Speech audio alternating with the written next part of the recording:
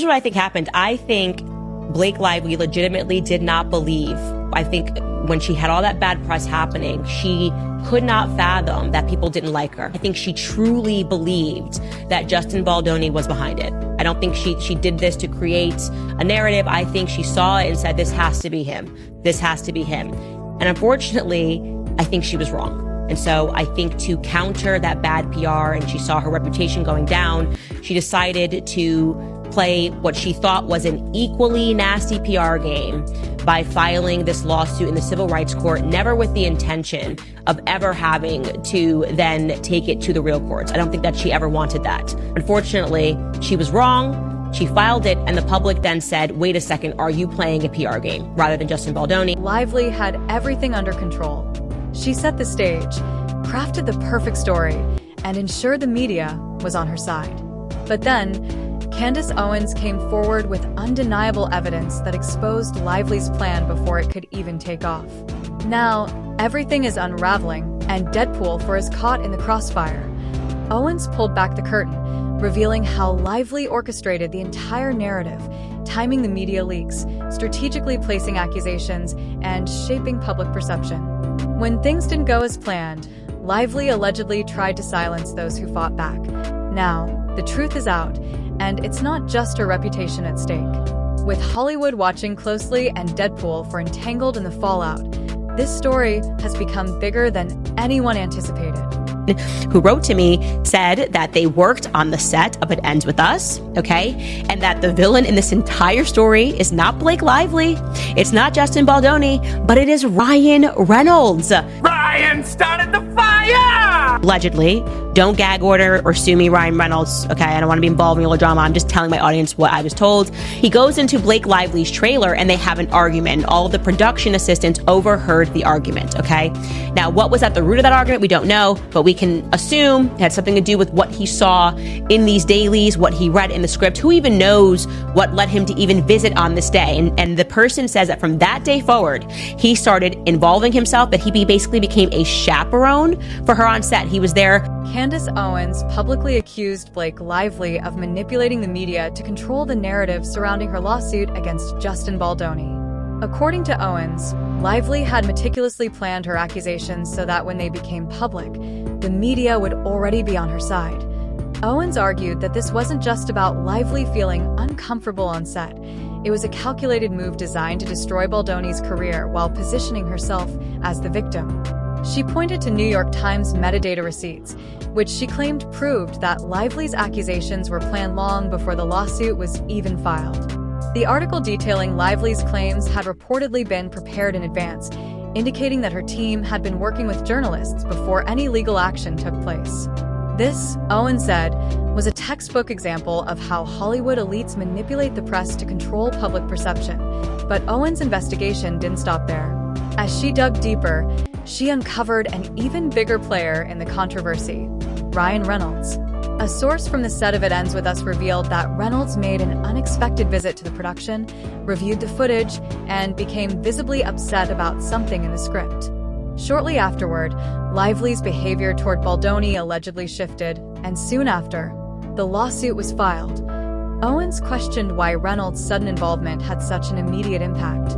She suggested that his reaction wasn't solely about Lively's discomfort, but rather his own insecurities. She pointed to past interviews with Scarlett Johansson, Reynolds' ex-wife, where she hinted that jealousy played a role in their divorce. Owens speculated that Reynolds had a history of controlling behavior in relationships, and that his presence on set may have influenced Lively's decision to take legal action against Baldoni. Adding to the controversy, Owens revealed allegations that Reynolds pressured WME talent agency to drop Baldoni from their roster. If true, this indicated a deliberate effort to blacklist Baldoni from Hollywood altogether. Owens suggested that Lively and Reynolds used their industry influence to ensure Baldoni's career wouldn't survive the allegations. However, when Baldoni's legal team started pushing back, Lively suddenly sought a gag order to prevent anyone from speaking publicly about the case. Owens called this a blatant double standard. Lively had no issue using major media outlets like the New York Times to make her accusations, but as soon as Baldoni's team started presenting contradicting evidence, she wanted to silence them. The court rejected her request, making it clear that she wouldn't be able to control the narrative once the other side had its chance to respond. As more details emerged, it became clear that this legal battle wasn't just about Baldoni anymore. Owens argued that the scandal was now spilling over into Deadpool 4 due to Reynolds' involvement. His carefully maintained image as one of Hollywood's most likable actors was now at risk. Owens even speculated that Reynolds might have used the film to settle personal scores with Baldoni, leading fans to question his motives. The deeper Owens dug, the more this case resembled a larger power struggle in Hollywood, where A-list celebrities like Lively and Reynolds allegedly used their influence to control public opinion, manipulate legal proceedings, and destroy careers. However, as Owens continued uncovering new details, the backlash against Lively and Reynolds only grew stronger.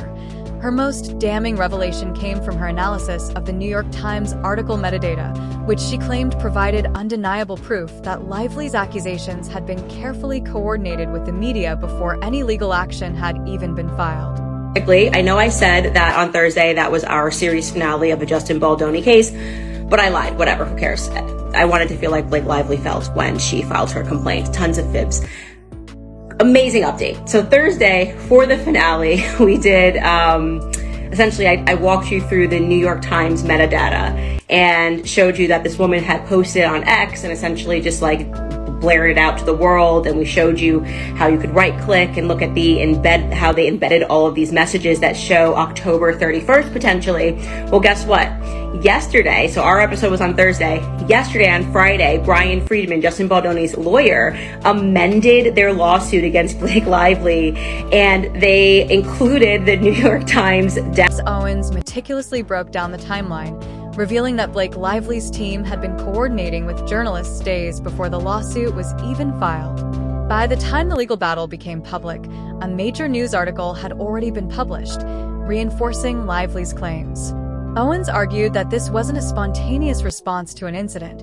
It was a carefully orchestrated media attack.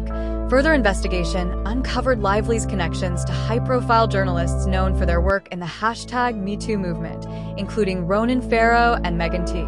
Owens claimed that Lively leveraged her friendship with Taylor Swift to influence these journalists, shaping a narrative that painted Justin Baldoni as the villain. A lengthy expose detailing Lively's accusations was published on December 21st, right before the lawsuit went public. Owens asserted that this timing was no coincidence, but a deliberate attempt to damage Baldoni's reputation in a way that could not be undone. Baldoni's legal team responded by amending their lawsuit, now including evidence of Lively's pre-planned media strategy. His attorney, Brian Friedman, stated that the case wasn't just about false accusations, but about civil extortion, defamation, and invasion of privacy. Friedman argued that Lively and Ryan Reynolds had used their Hollywood connections to manipulate the narrative and remove Baldoni from the industry. One of the most damning revelations came from behind-the-scenes footage of It Ends With Us, which Baldoni's legal team released to counter Lively's claims. Lively had alleged that, during a slow dance scene, Baldoni whispered something inappropriate in her ear and ran his lips down her neck, making her deeply uncomfortable. However, the footage told an entirely different story. In the video, Lively could be seen laughing and joking, even making a comment about her spray tent possibly rubbing off on Baldoni. He playfully responded that it smelled good. There was no visible discomfort, no inappropriate behavior, and nothing that matched Lively's account of the incident. We did interview him a couple of weeks ago for the new Deadpool and Wolverine film, and I knew that I was going to be interviewing you, so I asked him if he had a message for you. This is how it went. Oh no. Come home. Please come home. I miss you. The kids miss you. I don't know what's going on lately. This little sojourn of yours. I understand you want to see the world. I understand you want to do things outside of, all the other things that you do. But we need you. He does. Seriously, he's been at my house crying nonstop. Please come back. I can't kiss him anymore. I can't pretend to be you anymore. I just can't. I'm trying, but it's just so scary. His basement is so scary. It is. And I don't have anyone to hold me at night.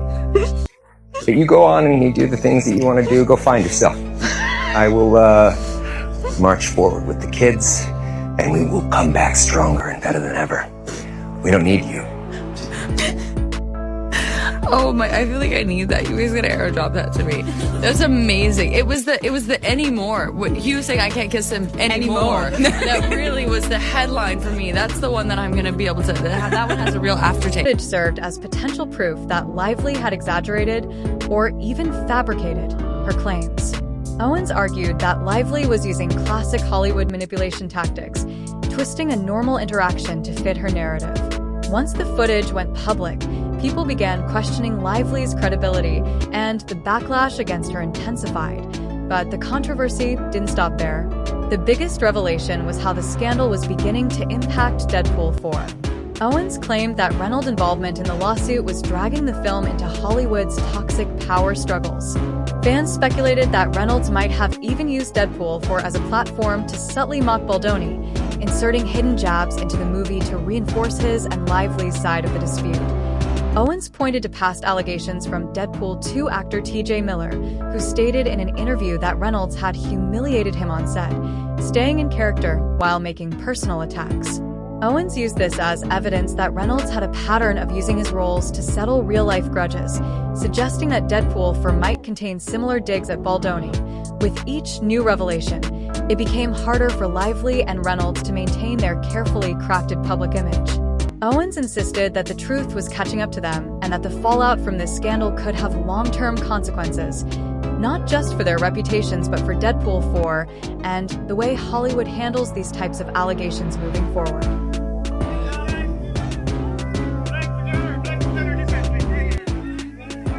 I cannot look at these two.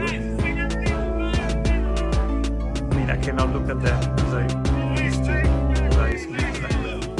But now we can see them. So there's something wrong. They're like looking at us. Everything is good. They're so powerful. Pretending that nothing happened.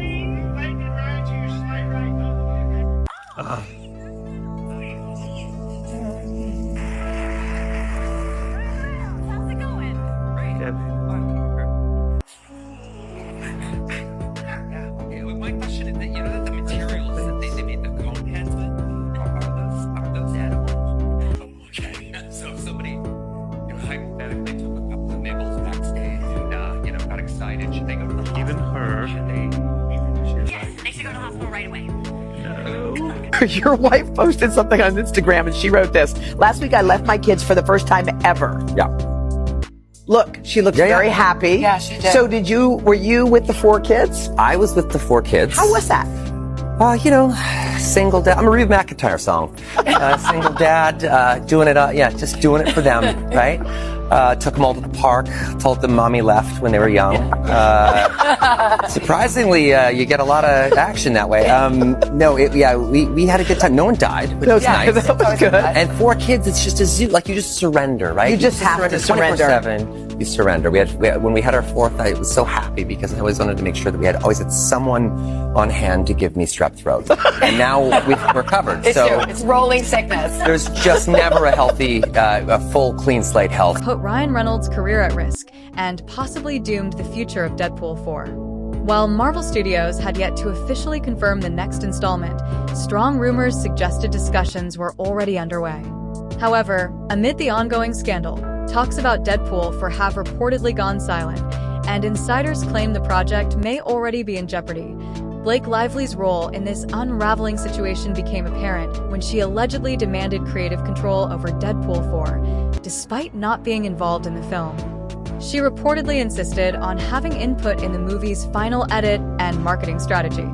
This interference did not sit well with Marvel and Disney executives, who maintain strict control over their cinematic universe. According to insiders, Lively pressured Reynolds to push for more influence over the production, creating internal tension within the team. The situation escalated further when Lively filed her lawsuit against Baldoni. Initially, Reynolds was said to have supported Baldoni, but after visiting the set of It Ends With Us, he abruptly changed his stance and sided with his wife. Reports later surfaced that Reynolds had pressured WME, a major talent agency, to drop Baldoni, suggesting that this was not just a personal dispute but an industry power move. Owens speculated that Lively's increasing demands for control, combined with Reynolds' involvement in the lawsuit, may have raised red flags for Disney and Marvel executives. There were even allegations that Lively and Reynolds inserted subtle jabs at Baldoni into Deadpool 4, turning their real-life conflict into a running joke within the script.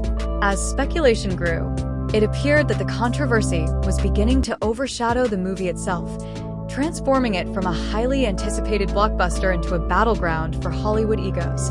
With the lawsuit spiraling out of control, Marvel and Disney reportedly began reconsidering their plans. Reynolds, once one of the studio's most valuable stars, was now at the center of a scandal that threatened to tarnish Deadpool 4. If the situation continued to escalate, Marvel might cancel the film entirely, or even recast Deadpool with a different actor. Lively and Reynolds may have believed they could control the media narrative, but public opinion quickly turned against them. Instead of rallying behind Lively's claims, many fans and industry insiders began questioning her motives. Social media erupted with criticism, with users dubbing her fake Lively and mocking Reynolds as crying Reynolds for his involvement in the scandal. Fans were particularly skeptical of Lively's allegations after Baldoni released evidence contradicting her statements. His legal team launched a website sharing text messages, videos, and documents that raised serious doubts about Lively's claims. Rather than gaining support, Lively started losing credibility. Fast point, one of the most devastating blows came when Taylor Swift distanced herself from the controversy. Lively had previously referenced Swift in her legal filings, seemingly using their friendship to gain public sympathy. However, as the lawsuit intensified, Swift reportedly wanted nothing to do with it. Owens noted that Lively's attempt to use Swift's name had completely the best thing that has ever happened to me. Second only to this star on the Hollywood Walk of Fame. Blake, my wife, is very good at cooking, and Jake might be just a little bit better. You're about to give me a panic attack. We've got lots of colors and lots of sides to us. I just like to have fun. I like to play. But Ryan also likes to have fun.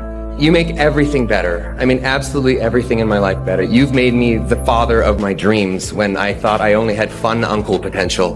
So, thank you. I love you. You are the best thing that has ever happened to me. Second only to this star on the Hollywood Walk of Fame. It's the Hollywood Walk of Fame. Cut me some slack here. Yeah, I live up in the burbs. Yeah, he comes over and he can. Blake, my wife, is very good at cooking, and Jake might be just a little bit better. Really? Yeah, Does it get competitive? Yeah, it gets very competitive. I tell you right now, that you probably should have saved that one. I'm moving out. Yeah, I'm actually moving out right now under this desk. I'm on the red carpet, and then this guy goes, Blake, your tweets are amazing.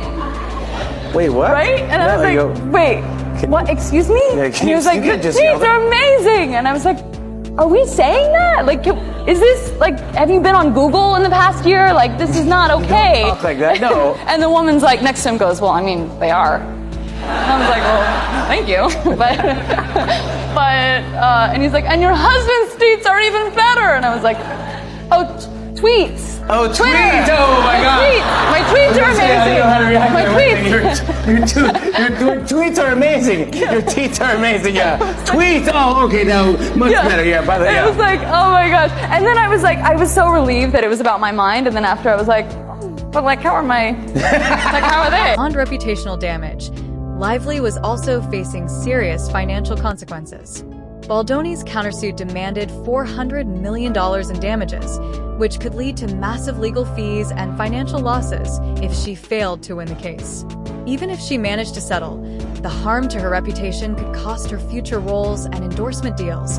But the biggest casualty of this scandal might be Ryan Reynolds himself. Marvel and Disney executives were already rumored to be hesitant about moving forward with Deadpool 4, but the lawsuit pushed them even further away from making a final decision. Reynolds, who had once been one of Marvel's most bankable stars, was now a liability. The longer the lawsuit dragged on, the more it threatened to damage Reynolds' public image, and Marvel wasn't willing to risk its reputation for him. Reports also suggested that Disney had halted all internal discussions about Deadpool 4 due to the backlash. If the controversy continued, the studio could potentially scrap the project entirely or reboot the franchise with a different actor in the lead role. Owens argued that Lively's reckless pursuit of control and public sympathy had now backfired so spectacularly that it might take Reynolds' career down with it. The more they fought Baldoni in court, the more damaging evidence surfaced, further eroding their credibility. If Reynolds lost Deadpool, it would mark one of the biggest career disasters in Hollywood history. Lively's attempt to destroy Baldoni may have inadvertently destroyed her own husband's future in the industry. What was once one of Marvel's most successful and beloved franchises was now at risk of being erased entirely, all because of personal and legal battles gone too far. With Marvel Studios remaining silent on the future of Deadpool 4 and Reynolds' role now uncertain, Hollywood was beginning to see the true consequences of Lively's actions. S.O. What do you think? Is Blake Lively's career over? Will Deadpool 4 survive the scandal? Let us know in the comments. Make sure to like, subscribe, and turn on notifications to stay updated as this drama unfolds. This story is far from over.